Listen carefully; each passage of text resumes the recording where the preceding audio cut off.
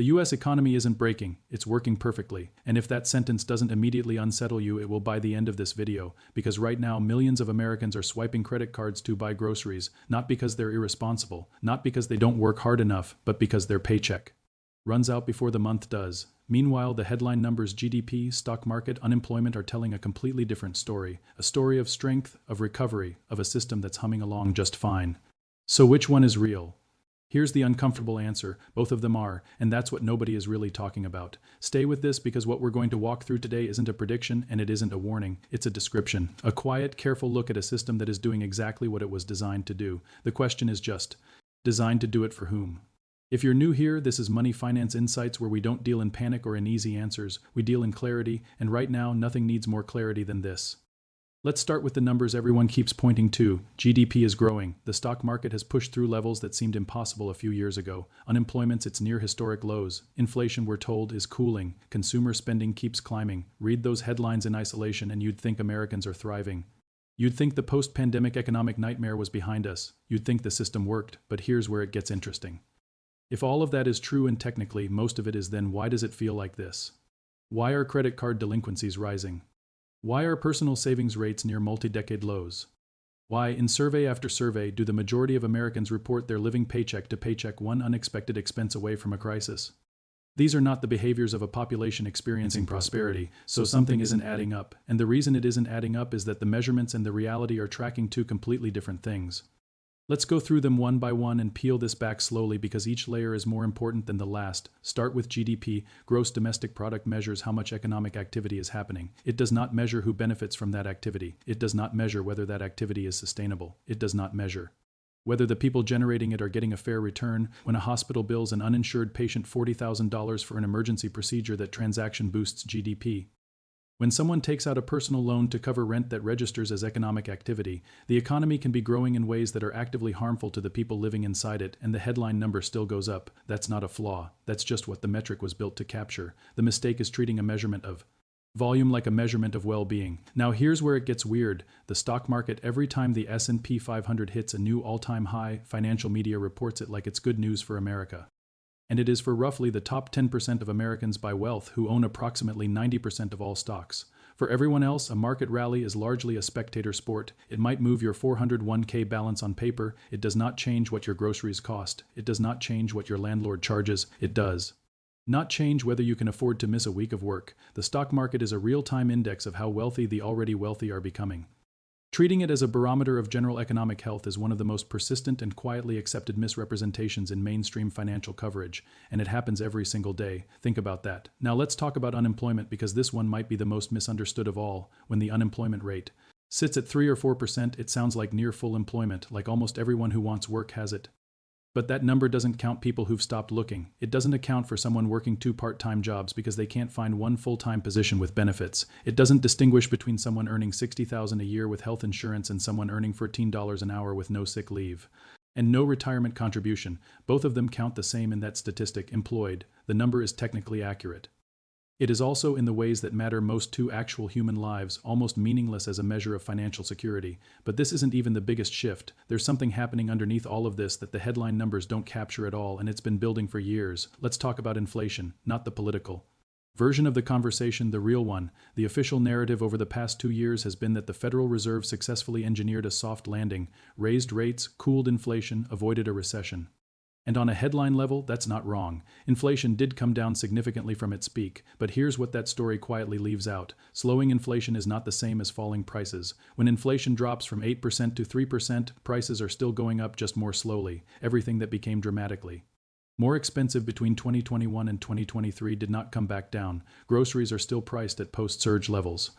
Rent in most markets is still elevated. Car insurance, utilities, childcare, these costs did not reset when inflation cooled. They simply stopped climbing as fast. For the average household, the pressure didn't ease. It just stopped accelerating. Those are two very different things, and conflating them has created a strange national disconnect where the data says inflation is under control and people feel correctly that their dollars buy substantially less than they did 4 years ago. Both things are true. And the fact that they can both be true at the same time tells you something important about how this system is actually functioning. You're told inflation is going down, but your grocery bill doesn't feel like it, and you're not imagining that. Now here's the part nobody really wants to say out loud: wages when adjusted for actual purchasing power have been remarkably flat for median earners over several decades. And here's the part that makes this strange: productivity hasn't been flat. How much the average American worker produces per hour has increased substantially over that same period. The economic value generated by the American workforce has gone up, but that additional value has not been proportionally shared with the workers who created it. It has accumulated with increasing efficiency at the top of the income distribution. This is documented in Federal Reserve data. It's in the academic literature. It shows up in corporate earnings reports. The gap between what workers produce and what they're paid has been widening steadily for roughly 50 years. Think about what that means. The headline economy can look strong because productivity keeps rising, but the experience of that growth who actually feels it is not distributed the way the headline implies. Here's a way to picture it. Imagine a restaurant where the kitchen is working harder than it ever has. Output is at record levels.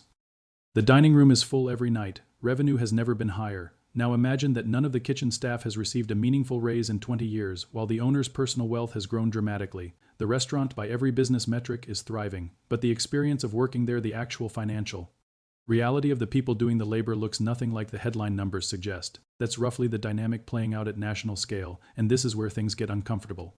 Because it means the data isn't lying to you. It's just measuring things that are genuinely improving for a specific slice of the population while something else is happening for everyone else.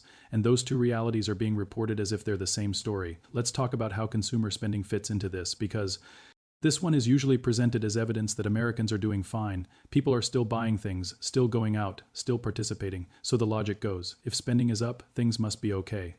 But right now, millions of Americans are not spending from income. They're spending from debt. Credit card balances are at record highs. Buy now, pay later services have exploded, including for everyday necessities like groceries and utility bills. Americans are financing their present lifestyle with future income, and they're doing it at interest rates that, for credit card balances, frequently exceed 20% annually. That's not economic strength. That's a population using borrowed money to maintain a consumption level that their income no longer comfortably supports. It looks like spending. It functions like a slow leak. And there's a deeper structural shift underneath that spending pattern, one that most economic coverage barely touches, because it changes the fundamental relationship between Americans and the things they need to live. For most of the 20th century, the economic aspiration was ownership. You bought a house, you bought a car, you purchased software once, you owned your music. Ownership meant stability. It meant that once you acquired something, its cost was finite. That model has been systematically replaced over the last 15 years with subscription and rental economics. You don't buy software, you subscribe. You don't own your music, you stream it. An increasing number of Americans rent their homes not by preference, but because the price of home ownership has become genuinely prohibitive. Cars are increasingly leased rather than owned. Even appliances are moving toward subscription models. This shift means that for a growing portion of the population, there is no finish line. No point at which a major expense is paid off and goes away. The monthly extraction never ends. You cannot build wealth on subscriptions the way you can on ownership. And the people engineering these models understand that very well. Homeownership deserves its own moment here because it sits at the center of the American economic story in a way that almost nothing else does. For generations, a home was the primary vehicle for middle-class wealth accumulation. You bought, you paid down the mortgage, and over time you built equity that could fund retirement, support your children, create something to pass on. That ladder has gotten dramatically harder to climb. Home prices in most U.S. markets have risen to levels where the monthly payment on a median-priced home at current interest rates consumes a share of median household income that would have disqualified most buyers a generation ago. And institutional investors, large funds, corporations, have quietly become significant buyers of single-family homes in key markets, converting them to rentals and competing directly with individual buyers. The person who would have bought that house now rents it instead. The equity that house generates flows upward rather than building in the household. This is not a housing market failure. It is a housing market functioning exactly as a market does when capital concentrates sufficiently to reshape who gets to participate. Now imagine someone arriving in the United States for the first time. No pre-existing story about the American economy. They see a country with record corporate profits, a soaring stock market, GDP growth.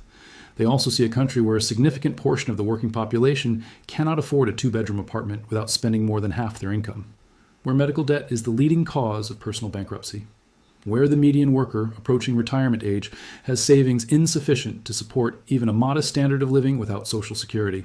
They would struggle to reconcile these two pictures into a single, coherent economy. And that's because, in a real sense, they aren't the same economy. They're two economic realities sharing the same geography. One is doing extraordinarily well. The other is running harder just to stay in place. This is the part where most channels would pivot to outrage or to predictions or to someone to blame. That's not what's happening here. Because here's the thing. The people running these systems are not making irrational decisions. A public company's obligation is to maximize returns for shareholders. A bank's model works better when consumers carry revolving debt than when they pay balances off in full. A real estate fund's model works better when it owns the housing that working families need. These incentives aren't secretly evil. They are simply misaligned with broad-based human flourishing. And they have been allowed, through decades of policy decisions, to become increasingly dominant. Those policy decisions about tax structure, antitrust enforcement, labor law, housing regulation, monetary policy, are not neutral technical choices. They are decisions about who bears the cost of economic management and who receives the benefit. And for roughly 50 years, with remarkable consistency, those choices have favored capital over labor, asset holders over wage earners, institutional scale over individual stability. Not because of a conspiracy, because of incentives, because of rational actors operating within a system that rewards certain outcomes and not others. Because once a system is tilted far enough in one direction, it tends to generate the political and economic conditions that keep it tilted. The slow realization here, the one that's hard to sit with, is that there's no single moment where this gets fixed by default. There's no crash that redistributes the pieces more fairly. Systems don't work that way. What's happening is quieter and more durable than a collapse. It's a gradual structural evolution that is slowly but systematically shifting what kind of life the median American can realistically build through work, saving, and responsible financial behavior. The implicit social contract, that if you work hard and live sensibly, you can build a stable life, is not being openly renegotiated. It's being quietly revised in the aggregate effect of thousands of policy and corporate decisions, each one individually defensible, collectively transformative. And the most unsettling part isn't the trend itself, it's how well it hides. It hides behind strong headline numbers. It hides behind the genuine real gains that have been made in some areas. It hides behind the fact that for the top quarter of earners, the economy actually does feel more or less functional. It hides behind complexity. And it hides behind the very human tendency to assume that if the official indicators are positive, the situation can't be as uncomfortable as it feels. But you feel it for a reason. The data that explains that feeling exists. It's just not the data that leads the broadcast. The economy isn't collapsing, it's concentrating. And that, it turns out, can go on for a very long time, before anyone in a position to change it has a sufficient incentive to do so.